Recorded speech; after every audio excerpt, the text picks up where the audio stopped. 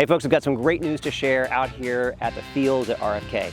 Now listen, when the Commanders deal first got announced, the concern was, the mayor first said the fields were temporary. We've been able to get that to where they say, no, they are gonna stay.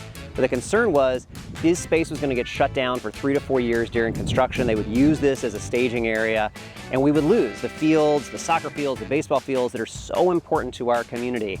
I started a petition, and actually almost 3,000 of you signed this petition to be able to say, this is worth fighting for, we have to protect this, it's got to stay open.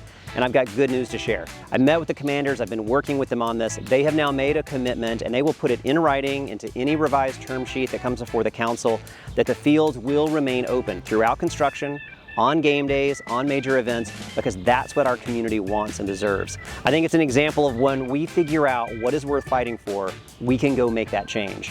Now, is it enough for me to say yes to the deal yet? It's not. I still think there are many ways this has to get better. Everything from how much taxpayer subsidy we're putting into it. I've got to reduce the amount of parking, increase the amount of metro, really think through how to get a better and a more fair deal for DC. But this is a big deal, and this is a great way to help protect the things that make our community so special, where our neighborhood really comes together. So thank you to everybody who signed that petition, who made sure you had your voices heard.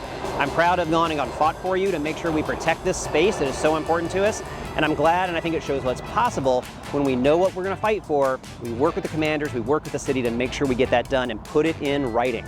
Lock it down, make sure we know that this is part of the deal. So I want to share that good news with you. And again, thank you for taking action to make sure we can protect the fields at RFK, a space that we know is so special.